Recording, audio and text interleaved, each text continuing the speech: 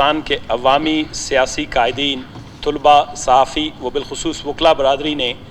आइन व कानून की बालादस्ती के लिए नाकाबिल फरामोश कुर्बानियाँ दी हैं। मोरखा 8 अगस्त 2016 को बलूचिस्तान के वकला बरदरी पर एक बुज़दिलाना हमला किया गया, जिसके नतीजे में सूबे के 57 मुमताज़ और मायनाज सीनियर वकला को शहीद किया गया। वकला के इस इज्तिमाई कत्लेआम के ख़िलाफ़ बलूचिस्तान हाई कोर्ट ने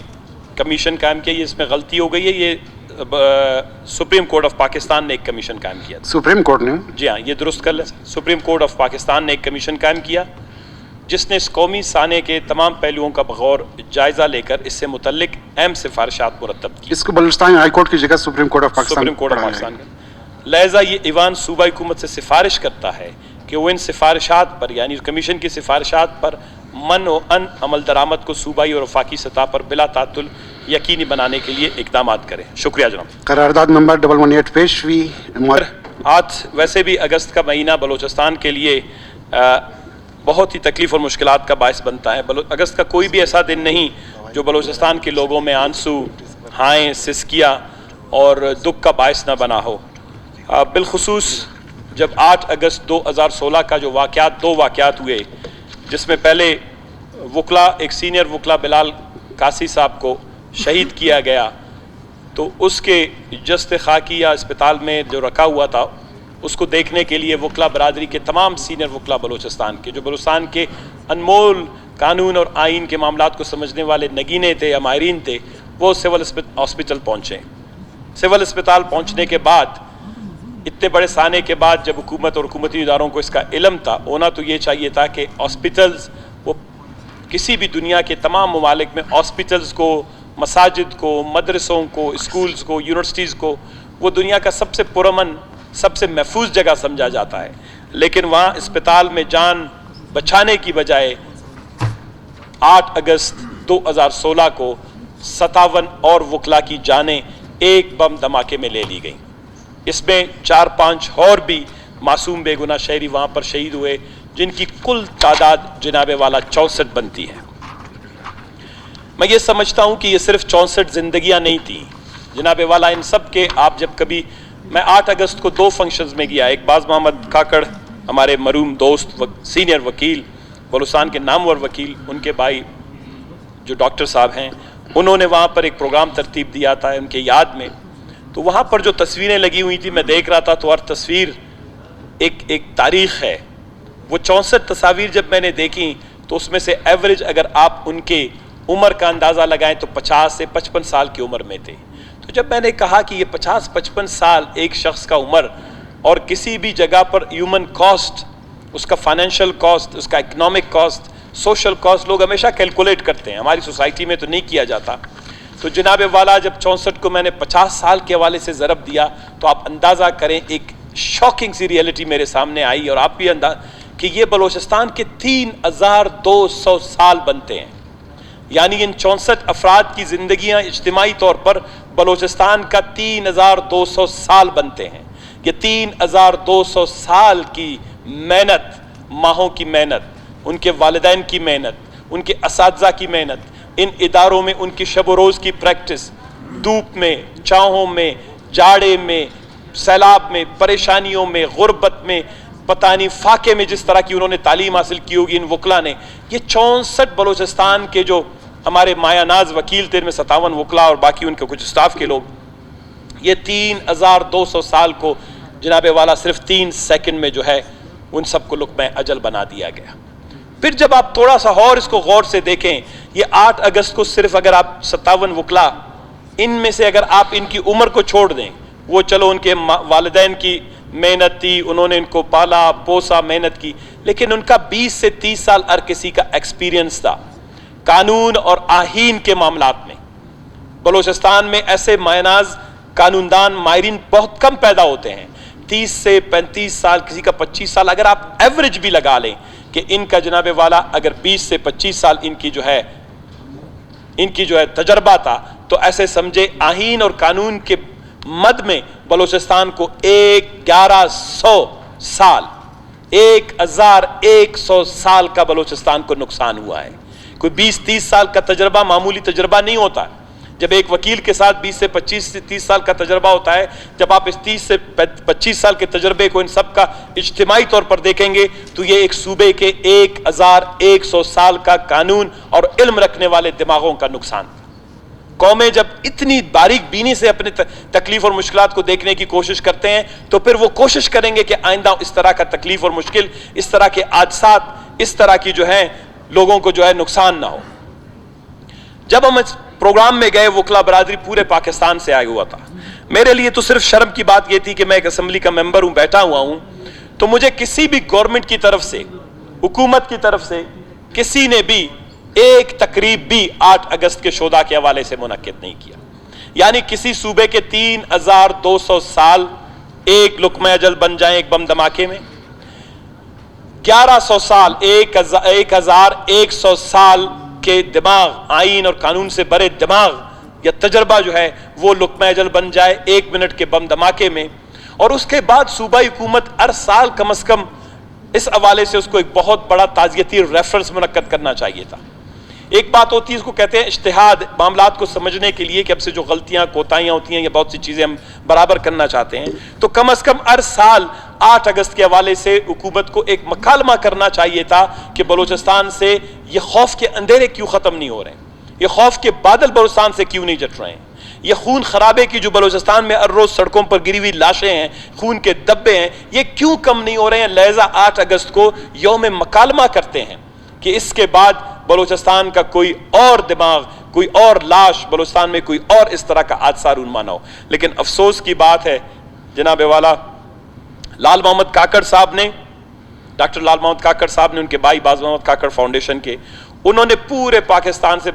سارے وکلا برادری کے سینئر وکلا کو بلایا تھا، اپنے خرچے پہ، اپنے توسط سے یہاں پر ایک تعزیتی ریفرنس منعقد کیا، اور وہ ایک مکالمے کی شکل تھی جس میں تمام سیاسی جماعتیں بھی تھی، تمام اکابرین بھی تھے، وکلا بھی تھے، سول سوسائٹی کے بھی لوگ تھے۔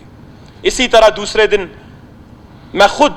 احتراماً بلوچستان ہائی کورٹ میں جب انہوں نے ایک ریفرنس منعقد کیا تو اگلے دن صبح کے وقت میں وہاں پہ بھی گیا تاکہ میں وکلا کی وہ باتیں تو سن لوں جو وہ حکومت بلوچستان کو یا کسی حکومت پاکستان کو یا ریاست کو پہنچانا چاہتی ہیں۔ مجھے پتا تھا کوئی نہیں سننے والا آئے گا، لیکن کم از کم ایک ذمہ دار شخص کی حیثیت سے میں اور کچھ نہیں کر سکتا ہوں، ان کی باتیں سن کر اسمبلی میں تو لے آؤں۔ اور اس دن جب میں نے ان کی باتیں سنی، میں یہ قرارداد اسی توسط سے لے آیا کہ وہاں پر جب 8 اگست 2016 کا واقعہ ہوا تو جناب والا آئین کے آرٹیکل 184، اگر آپ کہتے ہیں میں پڑھوں گا، یہ اختیار ہے سپریم کورٹ کا، آئین کے آرٹیکل 184(3) 184(3) کے تحت سپریم کورٹ آف پاکستان کے اس وقت کے جو چیف جسٹس تھے جناب انور ظہیر جمالی صاحب نے ایک کمیشن کی تشکیل کی جس کو کوئٹہ کمیشن کا نام دیا گیا، اور اس کمیشن کی سربراہی کے لیے قاضی فائز عیسیٰ صاحب کا نام تجویز کیا گیا، ان کو نامزد کیا گیا۔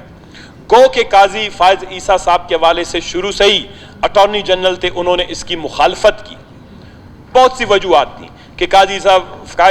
فائز عیسیٰ صاحب کے جو ہیں ذاتی طور پر ان وکلا کے ساتھ تعلق ہیں، مراسم ہیں، ان کی ہمدردیاں ہیں، اور اس نے ان کو خط لکھا ہوا ان کے خاندان کے لوگوں کو، لیکن خیر ان تمام چیزوں سے قطع نظر قاضی فائز عیسیٰ صاحب کی اس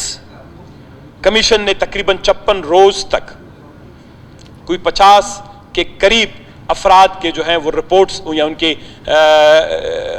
گفت و شنید یا ان کے جو ہے معلومات جو ہیں وہ قلم بند کی،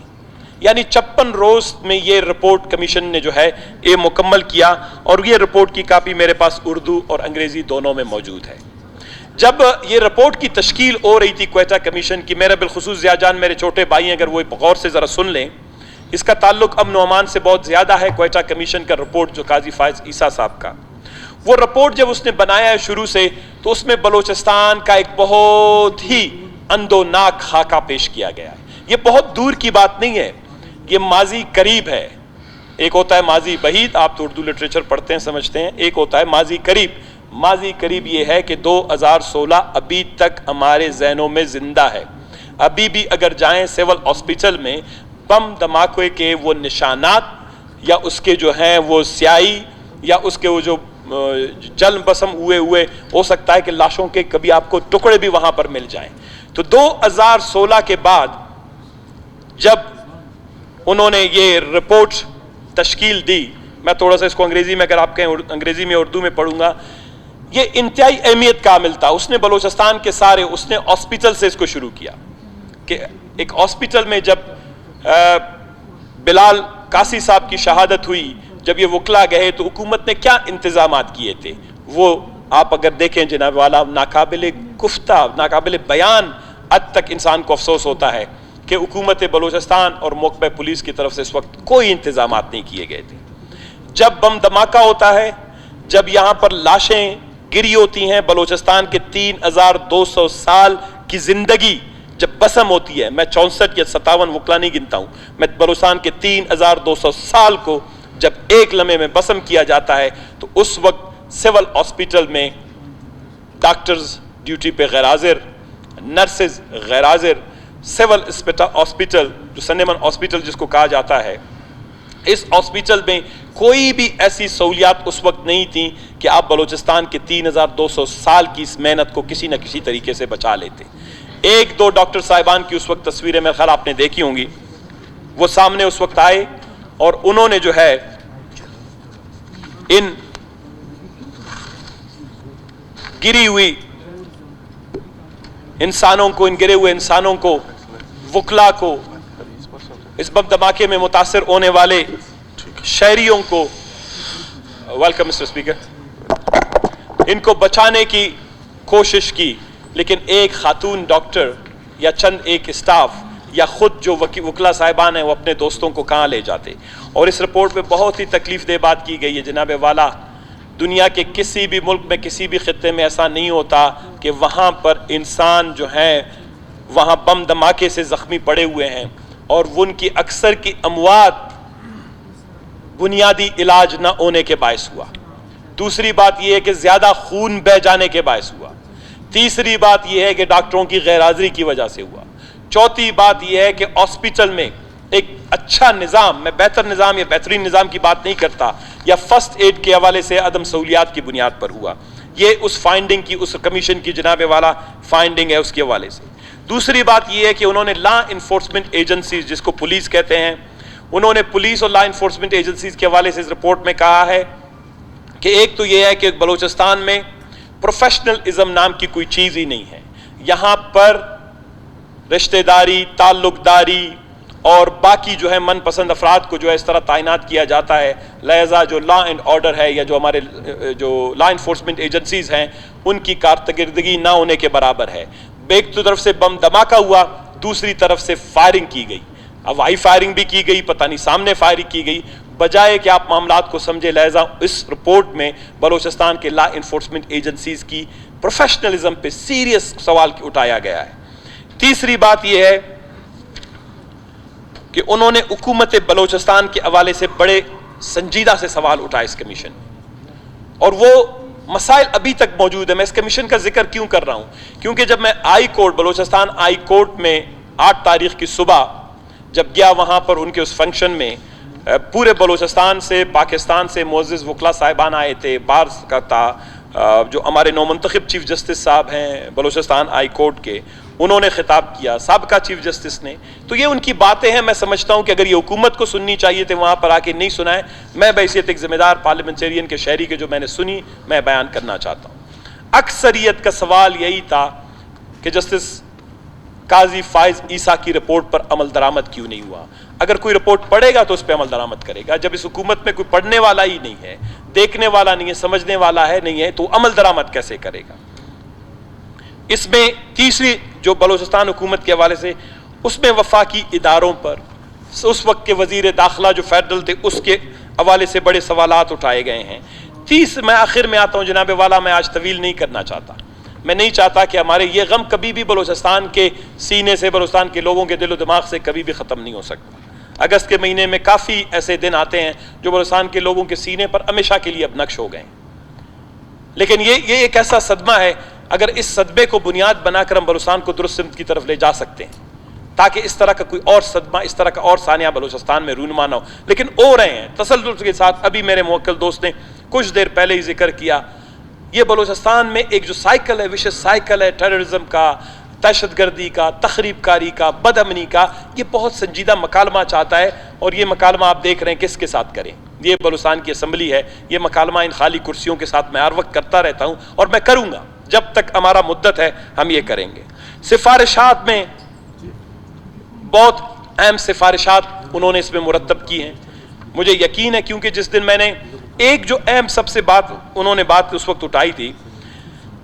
آج سے تقریباً سمجھے 5 سال پہلے، 5 سال سے بھی زیادہ ہو گئے، 6-7 سال کا عرصہ ہو گیا یہ رپورٹ سامنے آئی ہے، اس میں ایک بات کی تھی کہ بلوچستان میں ایک فرانزک لیبارٹری تو کم از کم قائم ہونی چاہیے تھی، کیونکہ اس سے پہلے دہشت گردی کے بلوچستان میں کافی واقعات ہوئے تھے، شاہ نورانی میں ہوا ہے، تیسری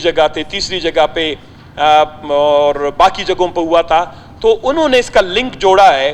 کہ اگر بلوچستان میں فرانزک لیبارٹری وقت پہ قائم کی جاتی تو اس وقت جو دہشت گرد مارے گئے تھے، پکڑے گئے تھے یا کسی نشانات تھے تو شاید اس حادثے کو روکا جا سکتا تھا۔ لہٰذا بلوچستان میں جلد از جلد ایک فرانزک لیبارٹری، جدید فرانزک لیبارٹری جو ہے وہ قائم ہونی چاہیے۔ بدقسمتی دیکھیے آج تقریباً پھر 6-7 سال کا عرصہ گزرا، سپریم کورٹ کی اہم سفارش جو فرانزک لیبارٹری کے حوالے سے اس پہ عمل درآمد نہیں ہوا۔ میری بہن شکیلہ نوید نے ایک مسئلے کی جانب ابھی توجہ دلائی، ایک معصوم بچی کے ساتھ جس طرح حیوانیت کا مظاہرہ کیا گیا، قابل افسوس ہے۔ اب یہ بچی کے ساتھ اس کو قانون کے دائرے میں جب لے جایا جائے گا، اس شخص کے خلاف شواہد کیسے جمع ہوں گے؟ وہ فرانزک ایگزامینیشن کے ذریعے سے، وہ فرانزک رپورٹس کی بنیاد پر، وہ ایویڈنسز کی بنیاد پر ہوتے ہیں۔ قانون کبھی بھی تقریر، تحریر اور جذبات کی بنیاد پر فیصلے نہیں کرتا۔ تو لہذا جب کل اس بچی کا کیس بھی جائے گا یا اس طرح کی اور بچی اور بچیوں کے ریپ کے کیسز بھی جائیں گے تو او فرانزک لیبارٹری کے لیے جناب والا اس وقت بھی شاید میرے چھوٹے بھائی ضیاء لانگف صاحب مجھے اس کی مجھے تصدیق بھی کر لیں کہ اس وقت کوئی بھی کیس حکومت بلوچستان کا اس طرح کا ہوتا ہے جس میں کوئی بھی کیس ہو، چاہے وہ سانے کا ہو، حادثے کا ہو، ریپ کا ہو، وہ بھیجا جاتا ہے لا ڈپارٹمنٹ کو، لا اینڈ جسٹس ڈپارٹمنٹ کو اور ان کے وزارت داخلہ کو۔ وزارت داخلہ 30,000 روپے کے چیک کے ساتھ بھیج دیتا ہے اس کو لاہور، وہاں پر کہ یہ آپ اس کی فرانزک جو ہے ہمیں رپورٹ بنا کر بھیج دیں۔ اب آپ 30,000 روپے بھیج رہے ہیں، لیکن ایک کرمنل جس نے اتنی بڑی کاروائی کی ہے، اگر وہ 30 لاکھ روپے اٹھا کر ادھر پہنچ جائے، وہ سارے رپورٹ کو اپنی مرضی سے تبدیل بھی کروا سکتا ہے۔ پرابلم کہاں اس سوسائٹی میں ہو رہا ہے؟ اگر وہاں تک لاہور تک وہ نہ جائے، جب وہ رپورٹ واپس آئے گا، وہ محکمے میں کسی بھی سطح پر اس میں تبدیلی ہو سکتی ہے۔ یعنی